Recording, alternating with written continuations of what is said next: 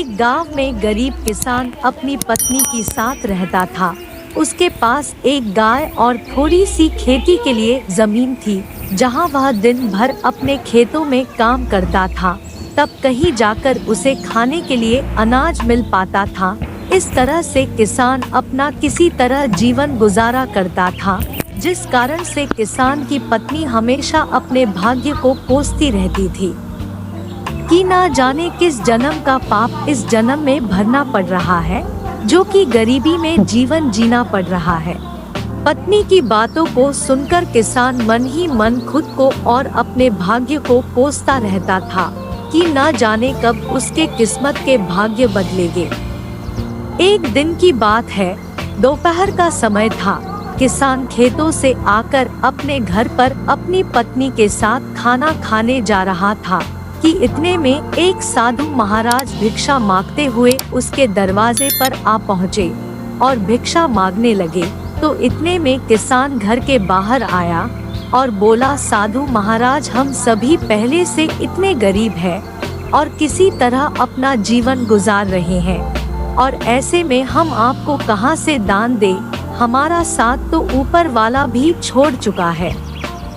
गरीब किसान की बात सुनकर साधु महाराज उसके स्थिति को समझ चुके थे और बोले, क्या तुम सच में अपने को गरीब मानते हो? ईश्वर पर से तुम्हारा विश्वास उठ गया है ना?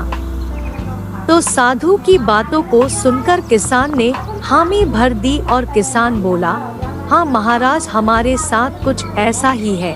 अब आप ही चाहो तो आपके आशीर्वाद से शायद हमारी किस्मत बदल जाए।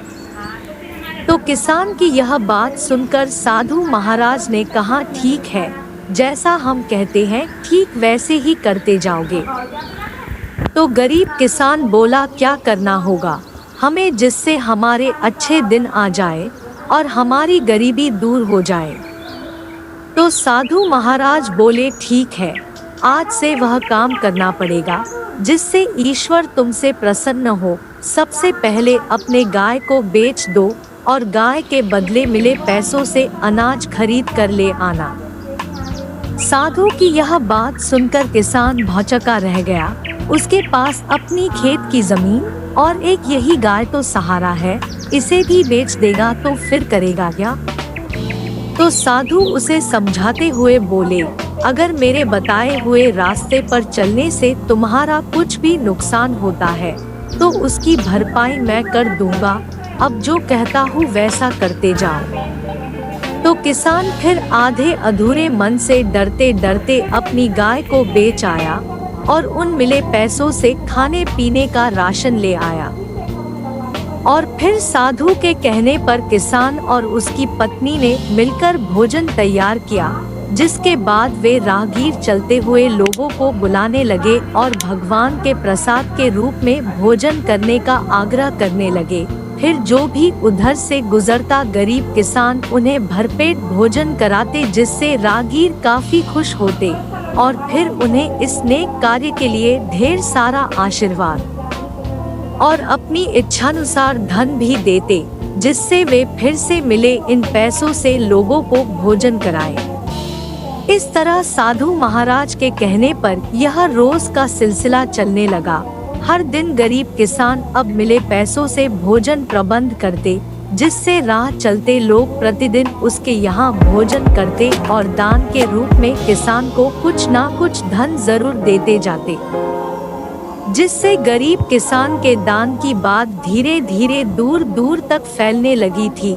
फिर धीरे धीरे बड़े बड़े नगरों के सेठ, साहूकार, व्यापारी, राजदरबारी, जो कोई भी उस गांव से गुजरता उस किसान के यहाँ ही भोजन करता और बदले में किसान को इस महान कार्य के लिए ढेर सारा धन भी देते जाते थे, जिससे धीरे धीरे गरीब किसान मिले पैसों से अमीर होने लगा और अब एक गाय के बदले कई ढेर सारे गाय खरीद लाए और अपने भोजन कार्य को भी बढ़ाने लगा।